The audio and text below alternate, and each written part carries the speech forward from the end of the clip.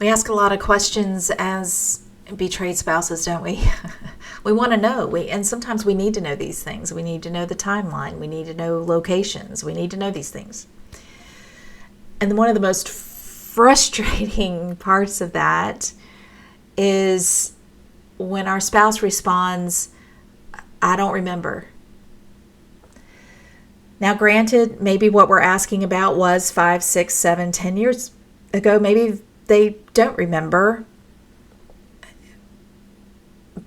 But we are left going, how can you not remember?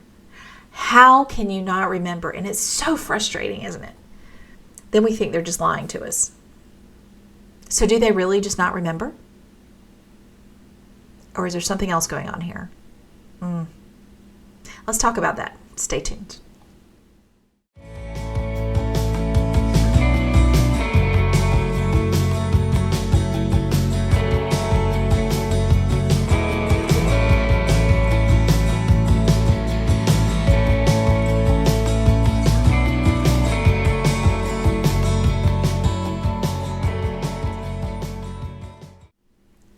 All right, so not remembering.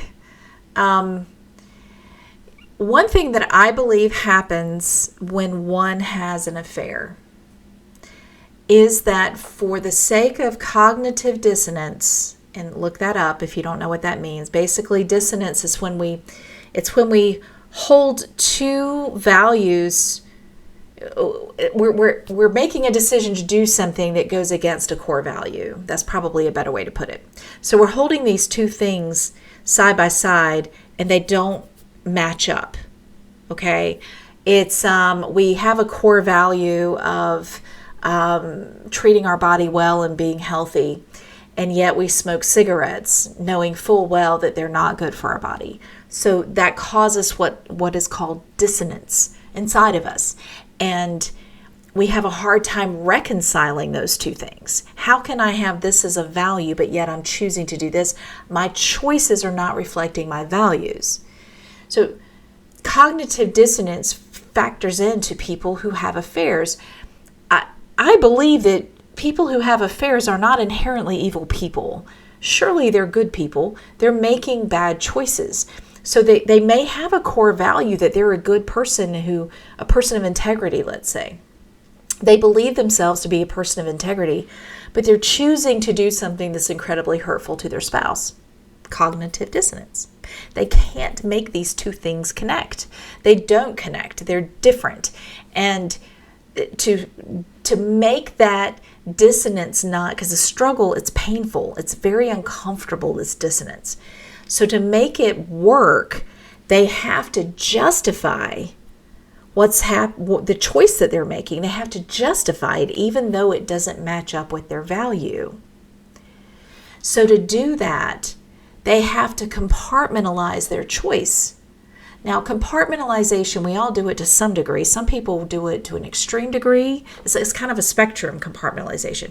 You can do it to a really far degree where you are compartmentalizing everything, which can be very, very unhealthy. Or you can do it a little bit, okay?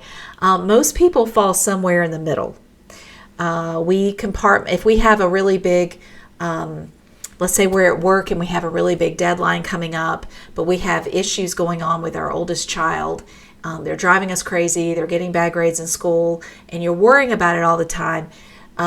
You will automatically, because you've got to focus on work when you're at work, you learn how to compartmentalize your home issues while you're at work so that you can focus on work. We all have the ability to do this.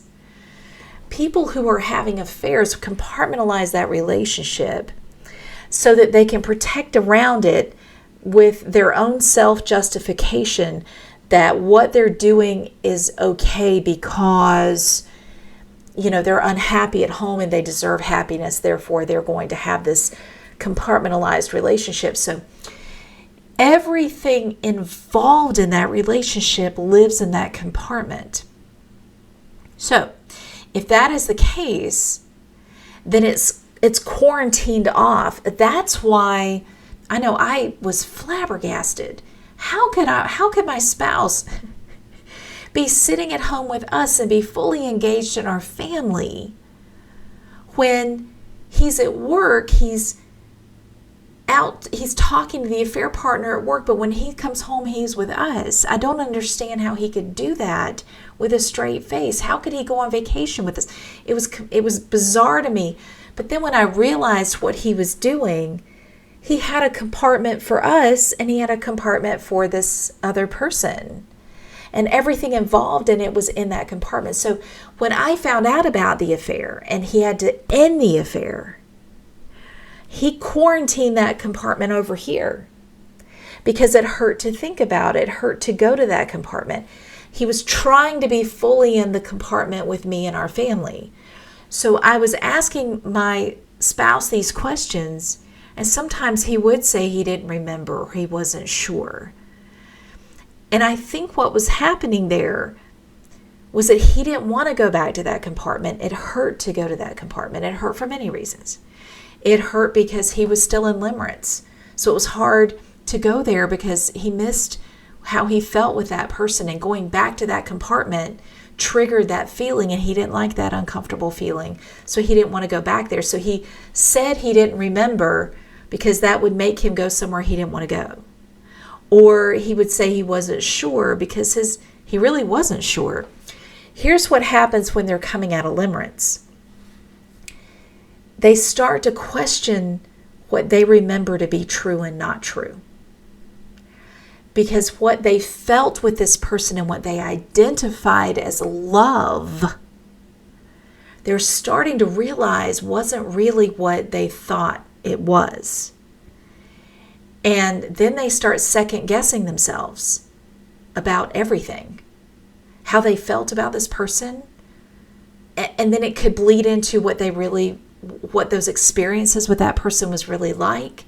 So they're pulling out of that fog, and it's hard for them to realize what was real and what wasn't until they're fully on the other side of the fog, if that makes sense.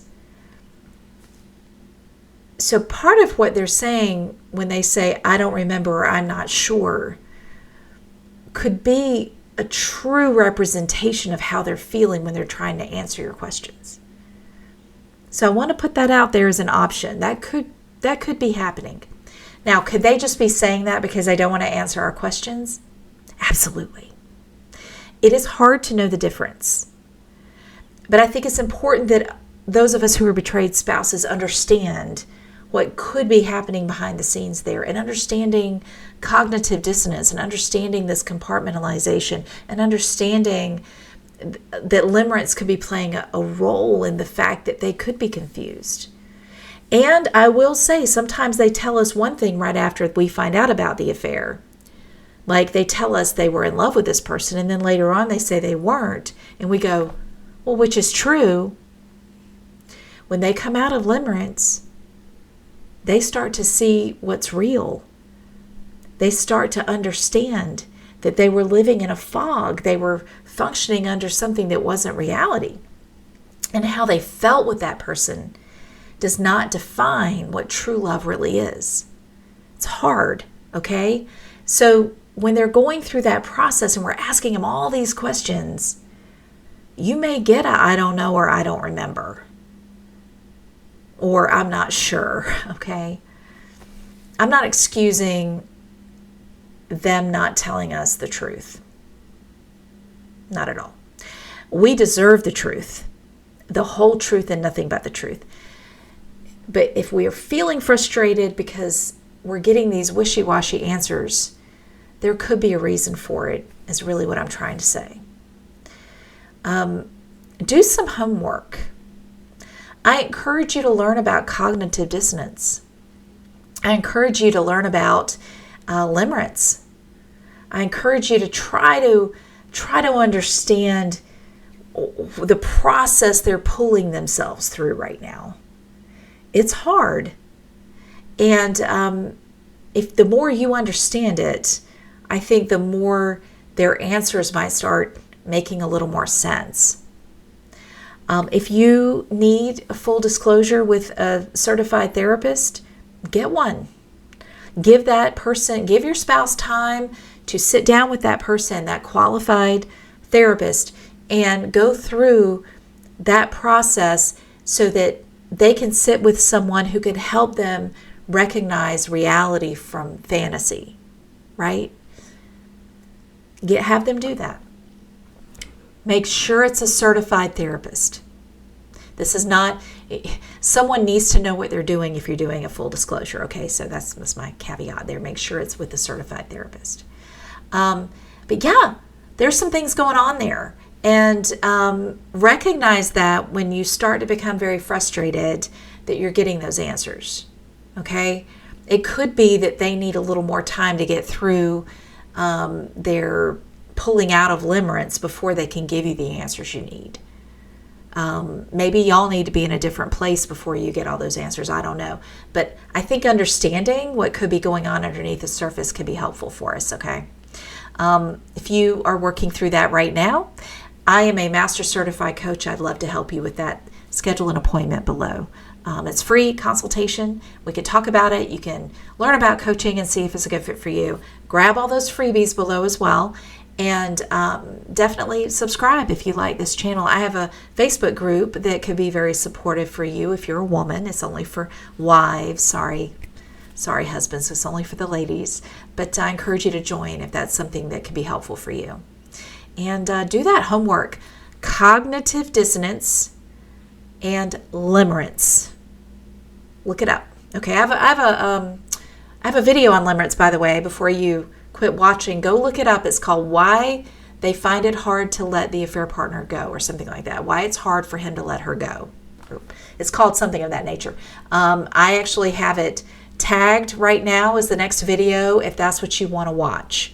Okay, so stick around and watch that if you think that'll be helpful, and I'll explain what limerence is in that video, so stay tuned.